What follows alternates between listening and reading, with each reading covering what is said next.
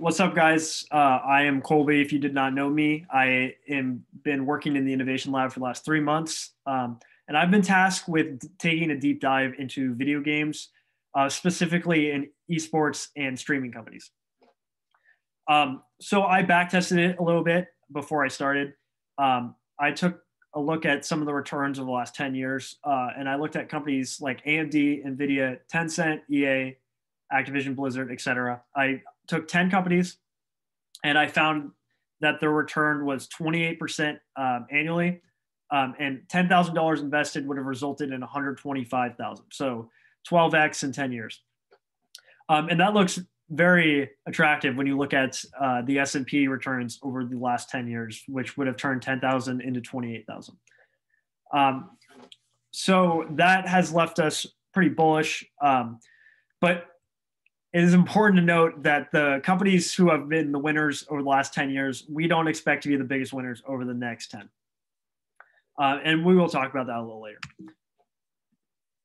So if you did not know, the video game industry is a huge industry and it's growing very fast. So it's bigger than music and movies combined. And it's growing at a 14, 23% CAGR, depending on which segment of it you were looking at. In the next 5 to 10 years, I actually expect video games to surpass television as the biggest entertainment platform. But this graphic is a little misleading, and that is partially because I got it from the Skills Investor Relation page, and they want to highlight their total addressable market. So if you look here in the mobile segment, it looks like a huge industry, $86 billion with a 23% CAGR. And it is a big industry, and it is pretty attractive.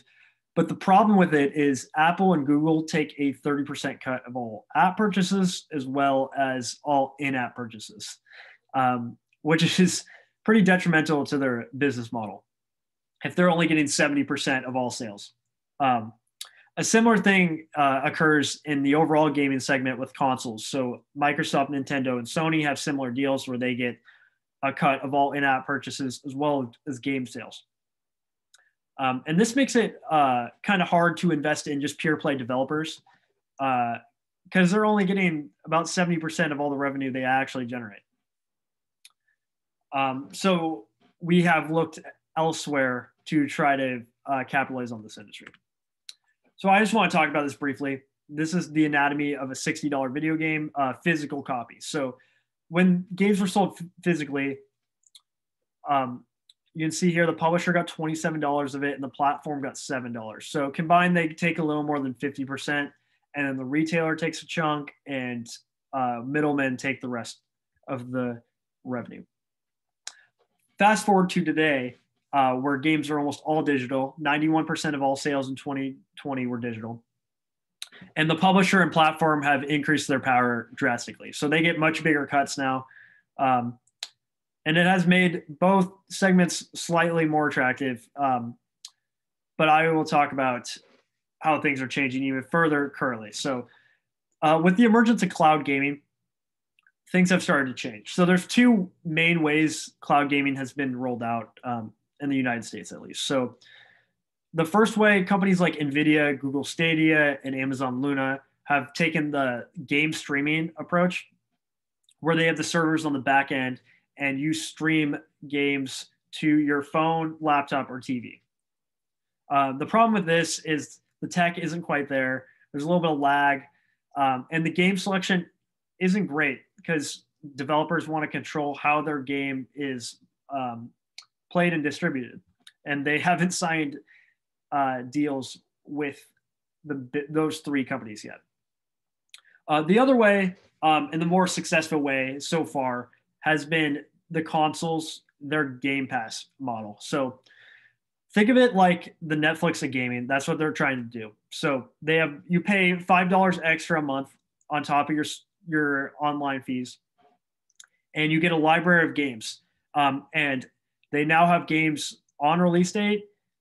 They have high quality games in the pack, and it makes sense to just buy that instead of buying games individually now. I mean, it's $60 a year. That's the cost of one game. So it makes sense to just pay for that. But that has shifted the whole video game landscape pretty drastically. So what we're finding here is there's a consolidation of the gaming industry, um, where these consoles want to pull people into their ecosystem. So they are purchasing developers to make console exclusive games. An example of that is Xbox bought Bethesda in, I think, 2019, and now all of their library of games are Xbox exclusives. Sony and Nintendo have also been doing this, and we see this continuing over the next few years. The other major trend we are seeing is there's been an influx of indie game developers. Um, so a ton of new developers have entered the scene, and these Game Pass models actually benefit them. So instead of paying to produce a physical copy of your game and getting in it in like a retailer such as GameStop, you can just now get it on a Game Pass, and people don't even have to pay for your game. They can just pay for the subscription service and then try your game out. And if they like it, they can continue to play. So it's huge for discoverability. The Nintendo Switch has really been leaning into this. So there's consolidation and growth at the same time in terms of developers. So macro trends wise, a lot of things have been lining up for the video game industry. So over the next 10 to 15 years, the baby boomers' wealth is going to be passed on. The millennials and Gen Z are what we are looking at, who are going to inherit it as well as be coming into their prime working years. So in the next 10 to 15 years, millennials and Gen Z will be the most powerful spending force in the world, actually. So why that's important. So this is a Deloitte study of consumer trends that was released in 2021. So on the far left, you can see Gen Z is the first generation to favor video games over any other entertainment medium. Millennials are second at 16%, and that is their first choice. The study also found that 87% of Gen Z and 83% of millennials play video games at least once a week. The other key trend that was illustrated in the study is the decline in popularity of TV and movies. And that is very big for a number of reasons, but we will talk about that here. So TV ad spend is still 30% of all ad spend in the US. And it stayed pretty flat over the last 20 years. Internet spending is still number one, but we expect television to take a big dip over the next 5 to 10 years as most of the spending is going to be coming from millennials and Gen Z who don't really favor television. Only 36% of Gen Z pay for cable TV, and that number could even drop over the next few years because two of the main reasons people pay for TV still is one is live sports and the other is news. But in this year, the NFL just signed a deal with streaming platforms where all the main cable channels have their own streaming platform and they will be shown on those instead. So for the first time, you don't even have to pay for cable to watch live sports. And I think that is one of the final straws for TV as a dominant player in the ad spend. I expect we see a big drop off in the next 10 years. The other main thing we have been finding is that the power of influencers is on the rise. So Gen Z prefers seeing influencers instead of celebrities in ads. And that is because of the amount of user generated content they consume. So they watch TikToks, they watch YouTube videos, they watch or they consume social media posts. And those are their version of celebrities. So in the past, marketing teams were just able to slap celebrities on ads and they would be perceived much better by the public. And now they're going to have to become more creative to actually get Gen Z to pay attention to their ads because they are notoriously very hard to target. So we expect in the next few years that influencers are the key to marketing spend and that the platforms they are on are going to see big benefits from this.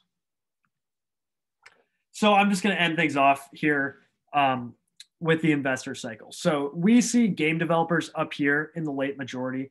We're expecting like 9 to 10% returns over the next few years, which is still fine. But we are looking to be a little bit more aggressive in attacking the space. So the early majority, we have streaming here, and that is because mainly due to the pandemic. The pandemic pulled a lot of viewers forward, and it's very popular in Asia, and is growing in Latin America and other emerging markets. So we have that in the early majority. And then early adopters, we have esports. And esports are very big overseas, and they haven't quite caught on yet in the US, but they have shown flashes of life. And I think it's only a matter of time before the industry wakes up. And we are looking on ways to capitalize that. So Kenny is planning on having me do a video on streaming and esports coming up, where I'm going to go in depth on those two industries. But yeah, so these are just things we are thinking about when investing in video games and esports in general. It's important to note that esports is used a lot as a buzzword, and not everything in video games is an esport. A lot of companies want you to think that, and that's not true. It's also important. It's kind of hard to navigate the space because of all the major tech players involved. So Amazon's involved with Twitch, Google's involved with YouTube, and they control a huge portion of all the revenues. So you got to work around those, but we believe we found some pretty good opportunities that will do very well over the next 10 years. So thanks guys for listening. Happy 4th of July. And I will see you later next week.